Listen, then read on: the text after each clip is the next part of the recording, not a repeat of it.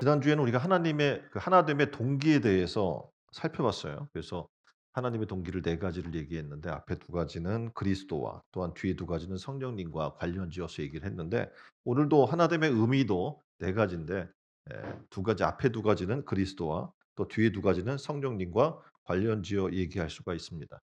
특별히 오늘은 성령 강림 주일로 드려지고 있고 그 성령께서 힘쓰시는 우리에게 원하는 바가 있는데 뭐냐면 하나 되기에 힘쓰라고 우리에게 권면하고 있습니다.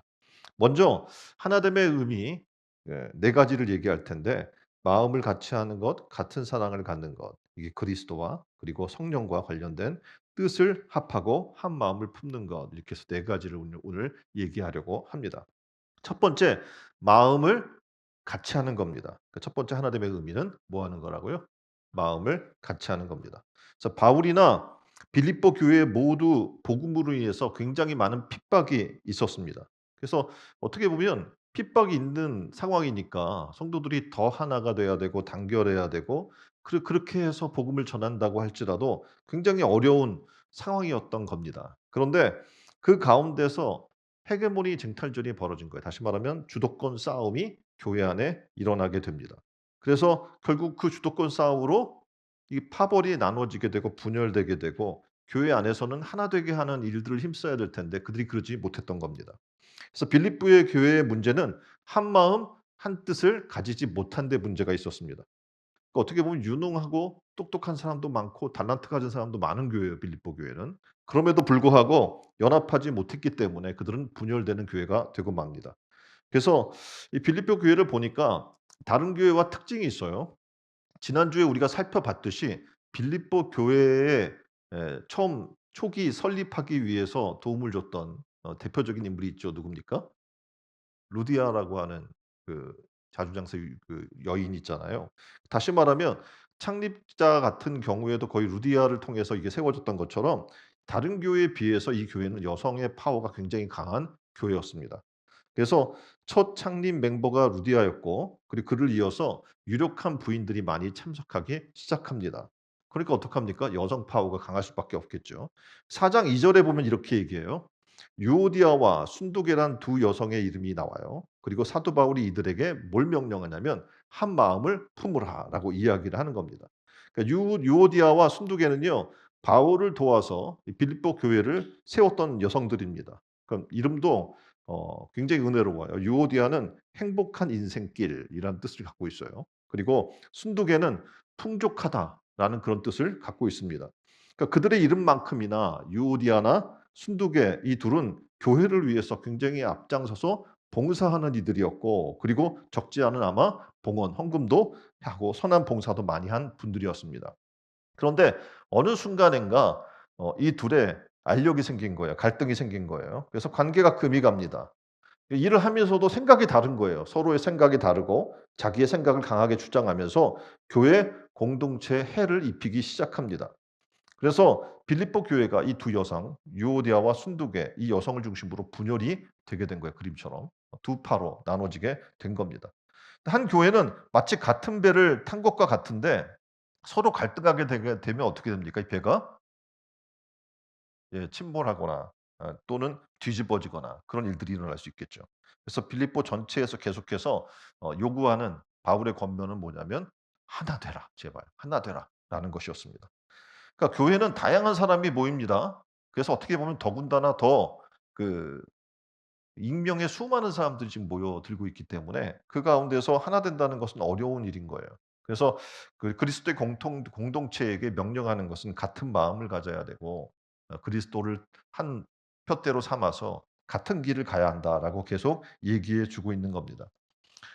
복음을 전하는데 분열은요. 그 어떤 이유에서든지 하면 안 되는 거예요. 왜냐하면 효과적인 사역을 하는데 큰 장애 요소가 되기 때문에 그렇습니다. 그러니까 복음을 전하려면 어떡합니까? 복음을 듣고 그리스도 안에서 머리를 그리스도가 머리인데 머리를 중심으로 몸이 모여서 열심히 그 뜻을 우리가 받아들이고 나가서 뭐 하는 거예요? 그 뜻을 전하는 거예요. 그런데 거기에 자원과 에너지를 최대한 쏟아야 될 상황인데 교회 안에서 이게 어떻게 갈등하게 되면 밖에 복음을 전할 사명을 감당할 수가 있어요, 없어요? 없어요. 교회 안에서 이미 다 힘이 다 소진돼 버리고 마는 거예요, 싸우느라고. 복음 전할 사명을 받고 모여서 그 일을 감당해야 될 사람이 서로 싸우는 일하고 엉뚱한 일에 에너지를 소비하느라고 어처구니 없게 어떻게 해요? 복음 전파를 할 수가 없게 되는 거죠. 살면서 가장 어려운 것을 우리가 얘기한다면 인간관계입니다. 대부분 처음에는 관계가 좋게 시작했다가 마지막에 문제 생기는 경우를 우리는 많이 목격하게 됩니다. 그래서 우리는 어떻게 보면 '이 관계 문제를 어떻게 해결해야 될까?'라는 부분들을 고민하게 되는데 오늘 성경은 그 문제를 해결할 방법을 얘기해 줘요. 뭐냐면 "그리스도 안에 있으라."라는 거예요.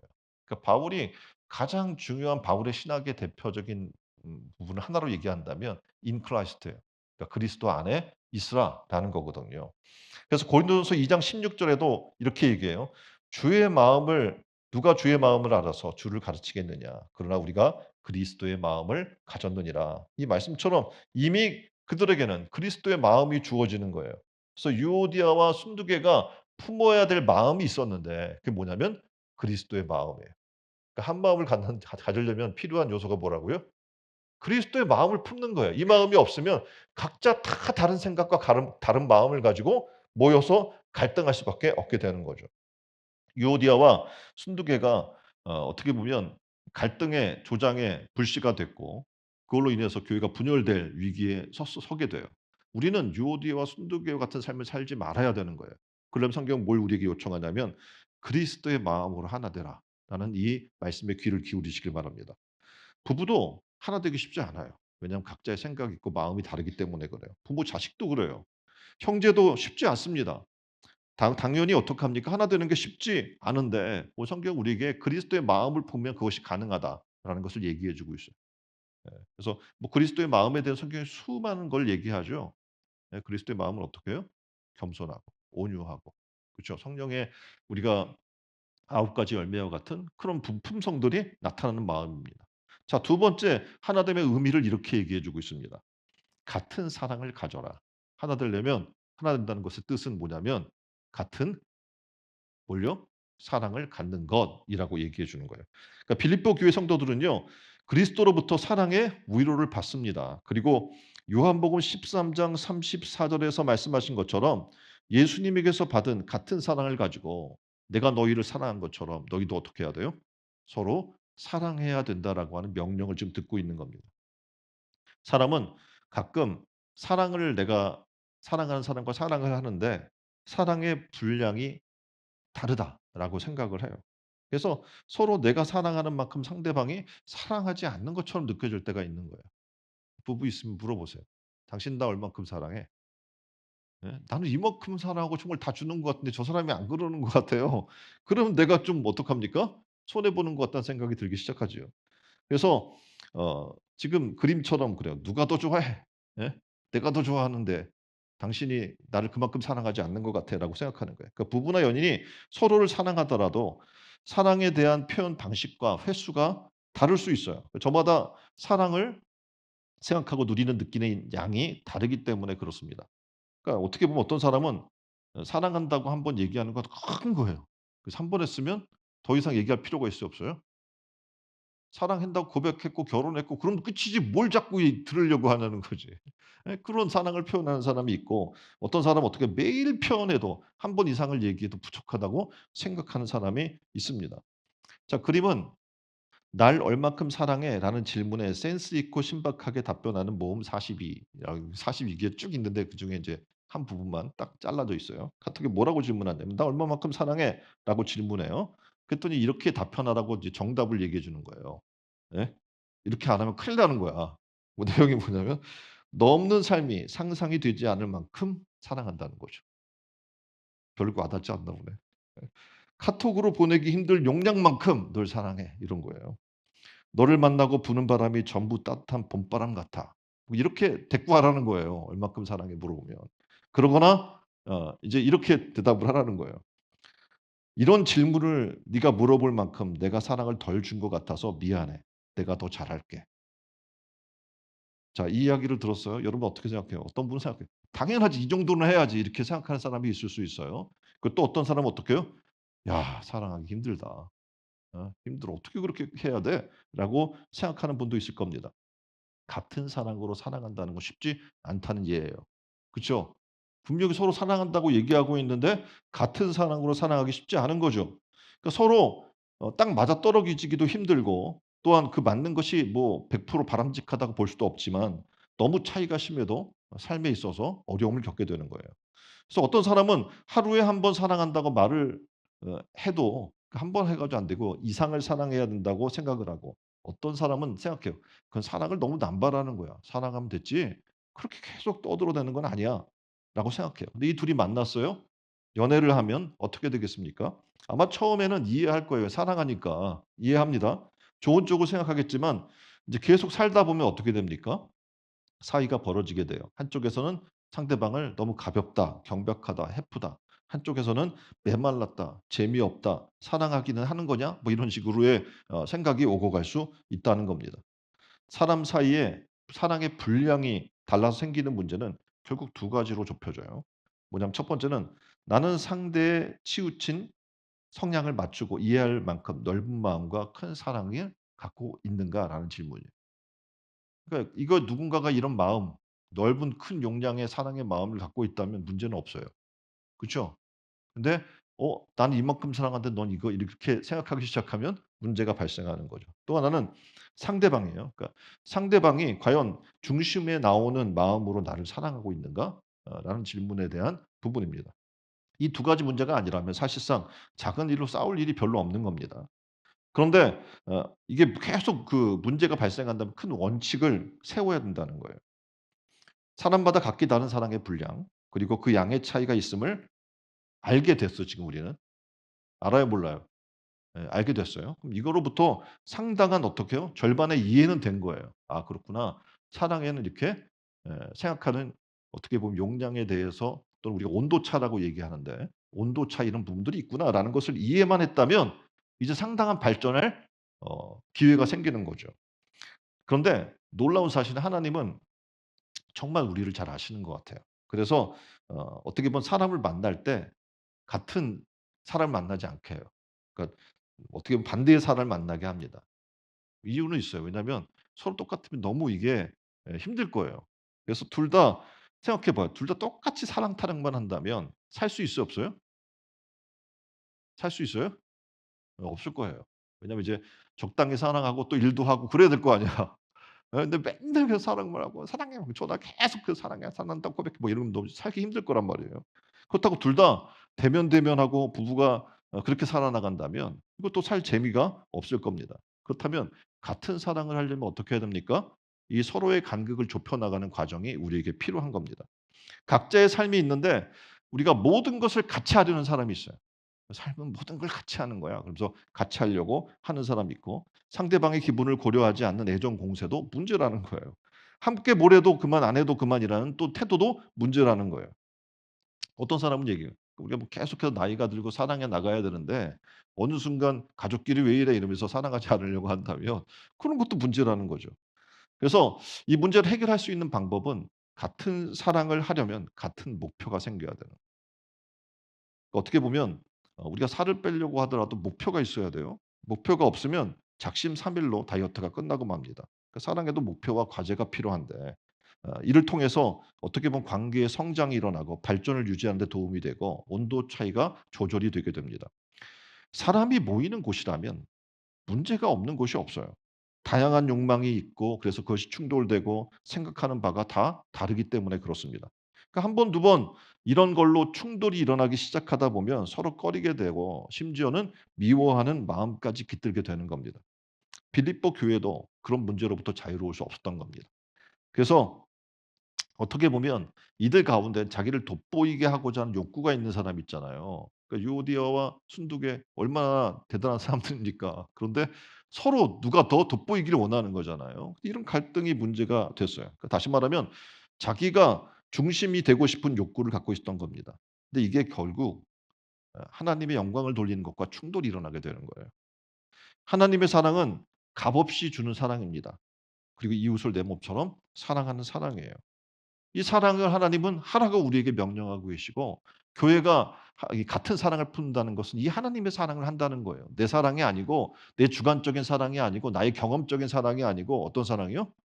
하나님이 우리를 사랑한 것 같은 사랑을 해야 한다는 거예요. 다시 말하면 이 사랑이 일어나게 되면 같은 사랑이 이루어지는 곳이 되면 이곳은 천국이 되는 거예요. 다시 말해서 그 사랑한다는 것은 천국을 맛보는 행위인 겁니다. 누군가는 어떤 마음을 품어야 되냐면 나를 주님처럼 희생물로 내어 주려고 하는 마음이 필요한 겁니다. 그러니까 신촌 누리론 교회의 성도 모든 분들이 이런 함께하는 우리의 모든 시간들이 이렇게 하나님의 사랑을 나누고 고마움을 나누고 함께하는 그런 은혜가 있기를 주님의 이름으로 축원드립니다. 자, 세 번째를 얘기하려고요. 세 번째는 뜻을 합하는 것이 뭐예요? 하나됨의 의미입니다. 뜻을 합하는 거예요. 오늘은 성령 강림 주일로 보내고 있습니다. 다시 말하면 지금 뒤에 두 번째 얘기하려고 하는 것은 성령의 은혜가 필요하는 거예요. 한 뜻을 가지려면 각자의 뜻을 내려놔야 되잖아요. 생각을 내려놔야 되고 내 계획과 목표와 방향성을 내려놔야 돼요.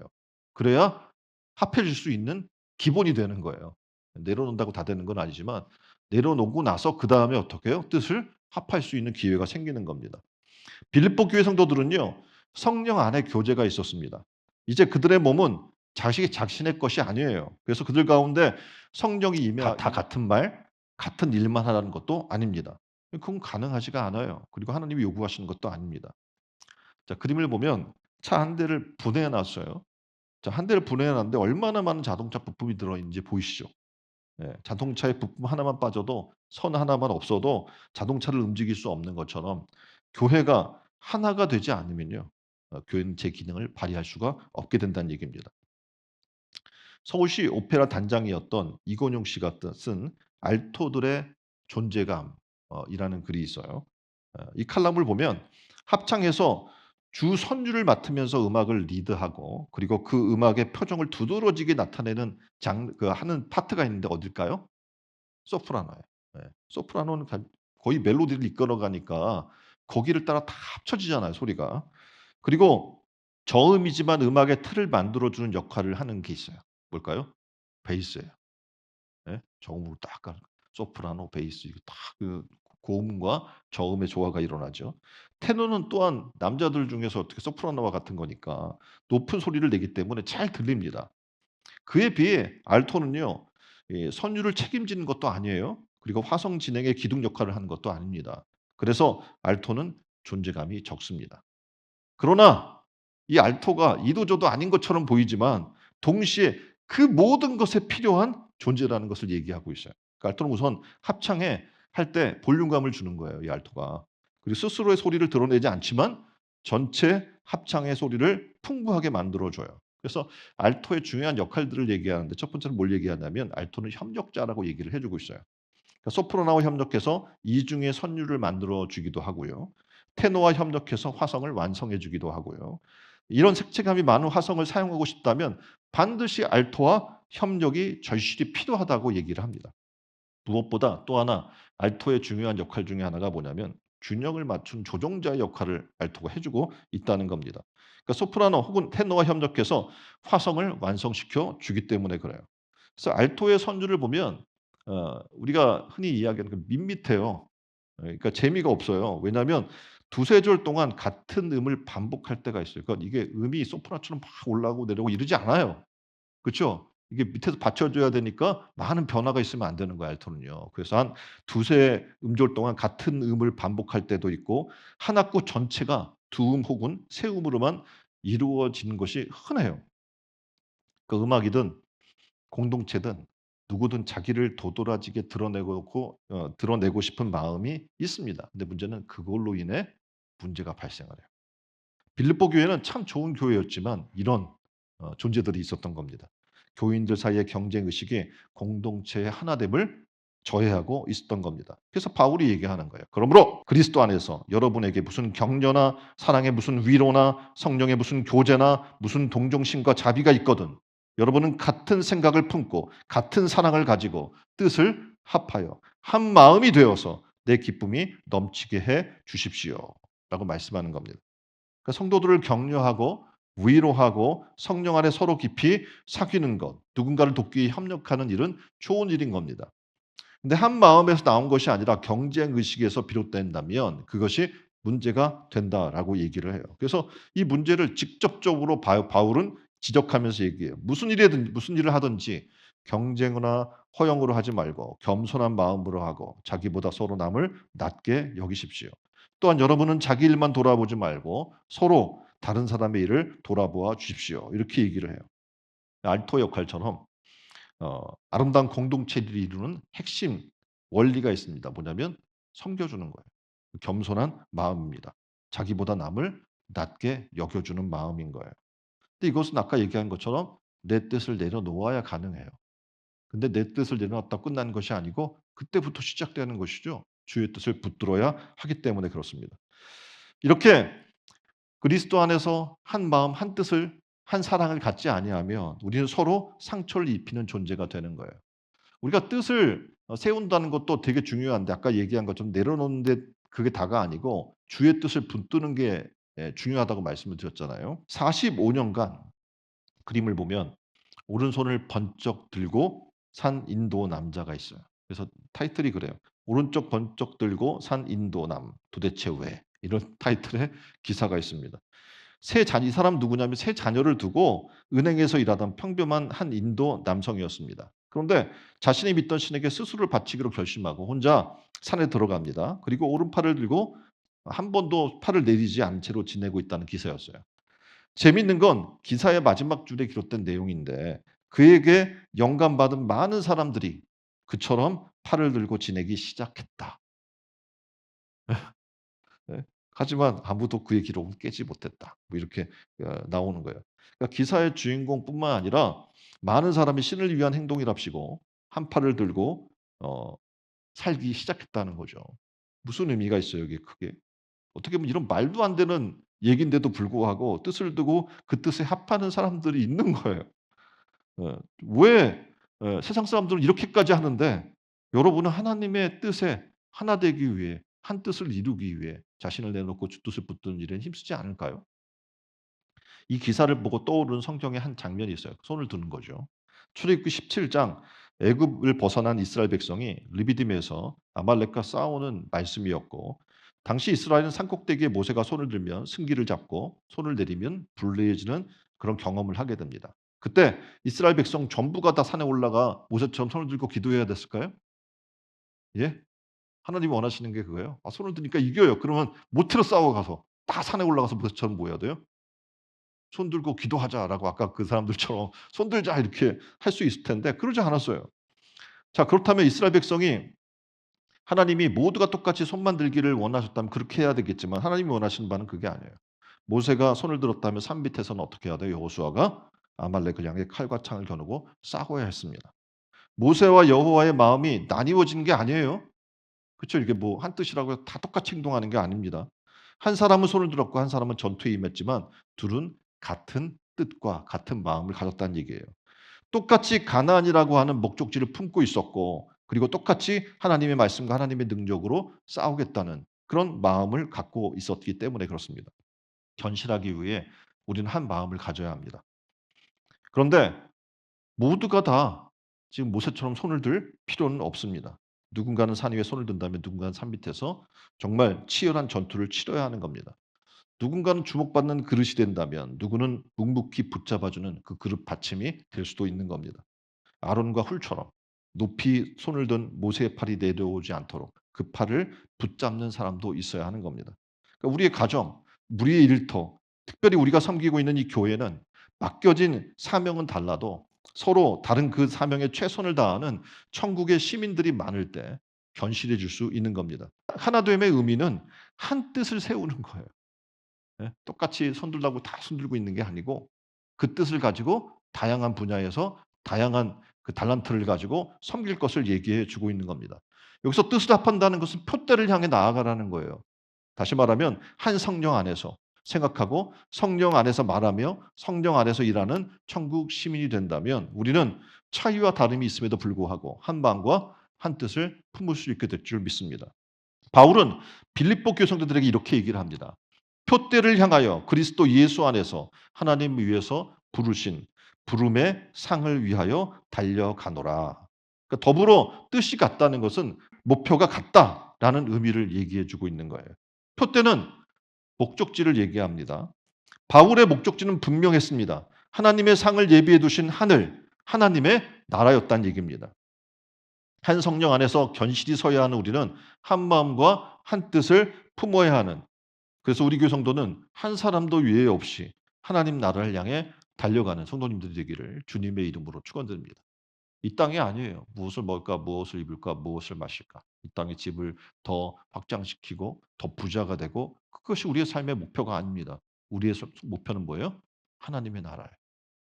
그의 나라와 그의 의를 위해 달려나가는 여러분 되기를 주님의 이름으로 축원드립니다.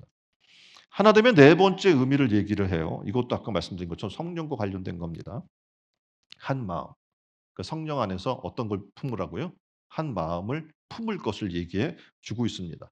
자, 그림에 보면 이신점심이라는 그런 문구가 되어 있고, 이 말은 뭐냐면 마음에서 마음으로 전해진다라는 말이죠. 굳이 말과 글로 표현하지 않아도요, 내 생각과 상대방의 생각이 같을 때 쓰는 한자 성어입니다. 그 한마디로 마음이 통한다는 거예요. 제 옆에 사람을 보세요. 마음이 통하십니까?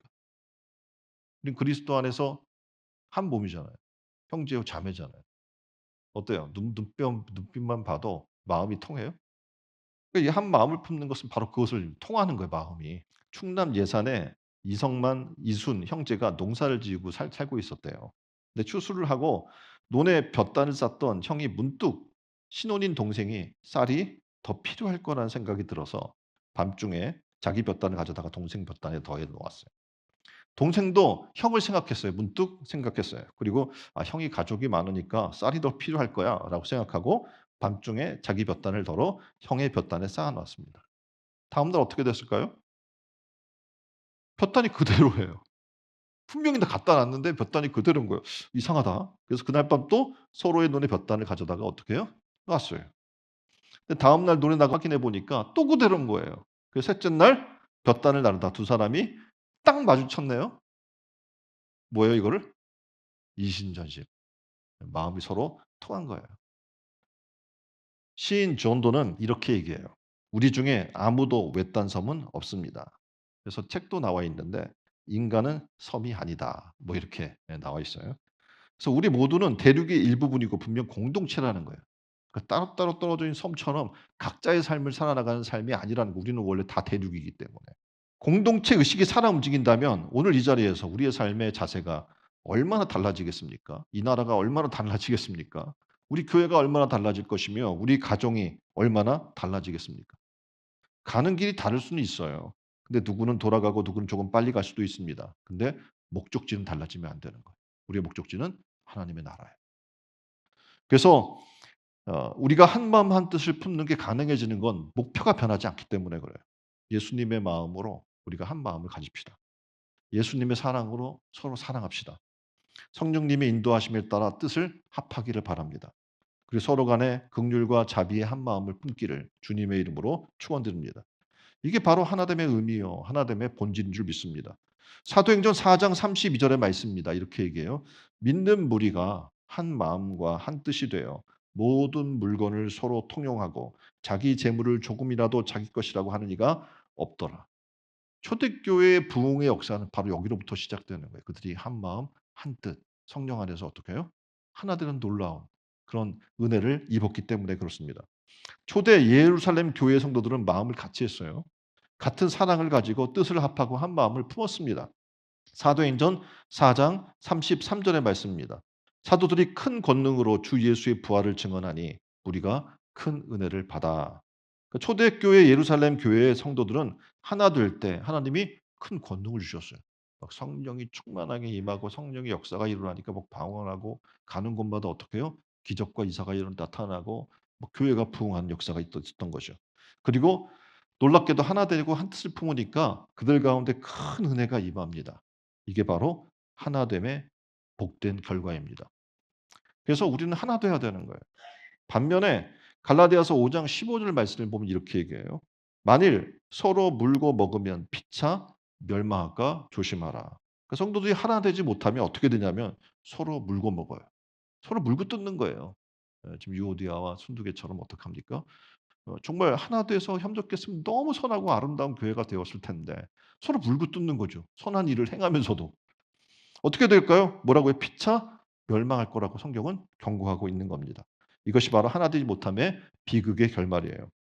오늘 우리는 하나됨의 의미를 살펴봤습니다. 우리 모두는 마음을 같이하여 같은 사랑을 가지고 뜻을 합하고 한 마음을 품는 여러분 되기를 주님의 이름으로 축원드립니다. 다 같이 기도했으면 좋겠어요. 지금 하나됨에 대해서 우리가 이번 달 계속 생각할 텐데 지난 주에는 하나됨의 동기를 살펴봤고 오늘은 하나됨의 의미를 살펴봤습니다. 주여 우리에게 한 마음을 주십시오. 마음을 같이하고 같은 사랑을 가지고 뜻을 합하며 한 마음을 품는 우리가 되게 해달라고 다 같이 한 목소리로 기도하겠습니다.